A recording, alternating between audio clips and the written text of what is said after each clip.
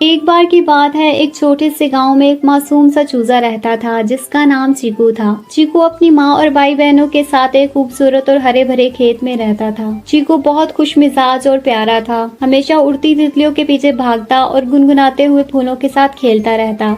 एक दिन चीकू अपनी माँ की बात न मानकर खेत के किनारे तक पहुँच गया। वहाँ उसने हरे भरे मैदान और लंबे लंबे पेड़ देखे। उसने सोचा, कितना अच्छा होगा अगर मैं उड़कर इन पेड़ों तक पहुँच सकूं।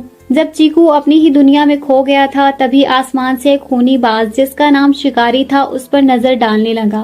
शिकारी गांव के सभी लोगों के लिए एक डर की मान था। उसकी तेज नजर और मजबूत पंजे सबको डराते थे। शिकारी ने चीकू को देखा और सोचा, ये चूजा तो मेरा आसान सा शिकार बन सकता है।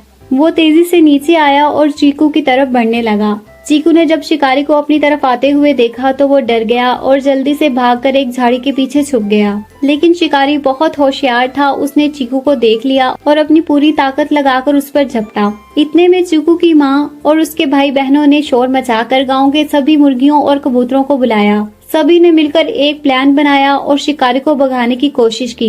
उन्होंने एक साथ मिलकर जोर जोर से चीखना शुरू किया और अपने पंखों से शिकारी पर हमला किया। गांव के सभी लोगों की एकता और हिम्मत देखकर शिकारी घबरा गया। उसने सोचा, इतने सारे लोगों से लड़ना मुश्किल है, और वो हवा में उड़ता हुआ तेजी से वापस चला गया। चीकू की माँ ने उसे गले से लगा लिया और कहा, मैंने तुम्हें मना किया था ना कि दूर मत जाना, लेकिन खुश हूँ कि तुम सेफ हो। चीकू ने शर्माते हुए माँ से माफी मांगी और वादा किया कि कभी भी उसकी बात को नहीं टालेगा। इस कहानी से चीकू ने ये सीखा कि माँ बाप की बात मानकर चलना जरूरी होता है और सभी लोगों की एकता में ताकत होती है।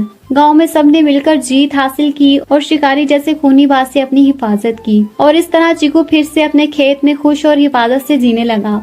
उम्मीद है आपको कहानी पसंद आई होगी। मजीद ऐसी कहानियों के लिए मेरे चैनल को सब्सक्राइब करें। शुक्रिया। अल्लाह हाफिज।